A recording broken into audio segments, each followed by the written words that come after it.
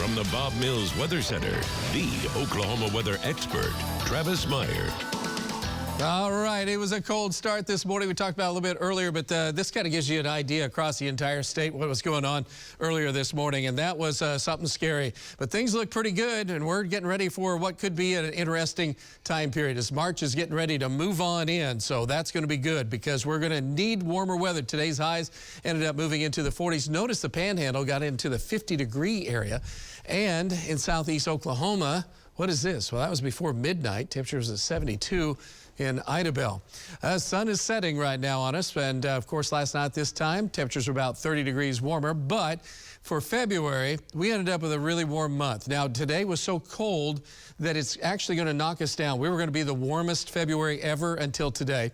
And because today's temperature is struggling at 41 in the mid-40s now. 35 was the previous record that was set back in, I say record, the previous coldest temperature in February was that time period. So we're looking forward though now, and as we look forward, we're looking at temperatures that are going to be at or above normal after we get through tomorrow. So this is going to take us all the way into March, all the way to about 2/3 of the way through March.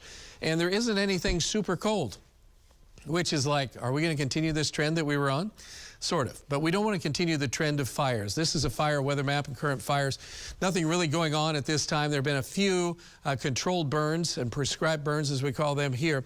Out to the west, this smokehouse fire, and this is again massive fire that was in the Texas Panhandle. Northwest Oklahoma, where Marty's located, near Gage, and also to around the Woodward area. That was rough, but by far and away the worst was felt from pretty much the Gage area, just north of Arnett, and then back on to the west into Texas. And to give you some idea of some numbers, acres burned in the last 48 hours. Here in eastern Oklahoma, you put a bunch of small fires together, northeast, eastern, and southeastern Oklahoma. We had about 1,600 acres. Some of that was just some escape fires that got away in wooded areas.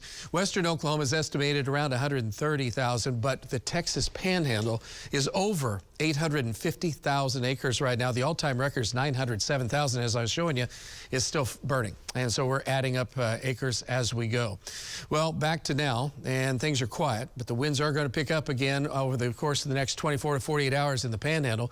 First, though, they have to get into maybe some rain or snow mixed as this system comes up. But as it comes north, we're going to be in the 20s tomorrow morning, and then we'll see a few rain snow showers. Not going to be enough. It's going to be enough to suppress it a little bit out west, but we're going to have some cold rain and maybe some sleet mixed in there for tomorrow.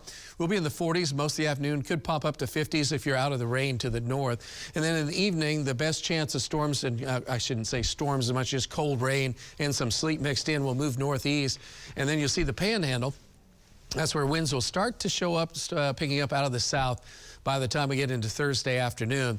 We're talking about conditions that will gradually change, and then by early Friday morning we'll be in the 30s, and by the time we get into the afternoon, our temperatures are going to be in the 60s with 70s out west, and the winds starting to pick up at about 20, 25 miles per hour out there. They don't need that, but they're going to end up with that. On Saturday, we're going to be in the 70s to around 80. Again, relatively strong winds, fire dangers kicking in, especially from about I-35 to the west. And by the time we're in Sunday, breezy conditions across the entire state, and temperatures will be very, very warm. So again, as we look forward, it's going to be a little bit on the scary side, you could say, just because of the fact that there's still chances of fires out there. Odds of showers for tomorrow, late afternoon and evening, slight chance on Tuesday. Forecast looks like this, and it's not a bad one, except it's cold. If you don't like cold, just hang on a little bit, as we say in Oklahoma. You don't have to hang on long. Grab the coat for tomorrow morning, but the winds are light. Clouds will be with us all day long, so it's a chilly day with a chance of those showers and possibly mixed with a few little ice pellets or sleet late tomorrow afternoon, tomorrow night. In southern Oklahoma, you could have it during the midday hours. And then all of a sudden it's like, did we have sleet or ice pellets just a day ago? Because it's too warm to have that, isn't it? But that's our weekend. That's Oklahoma. That is Oklahoma right there. That's Definitely. hilarious. Thanks, Travis.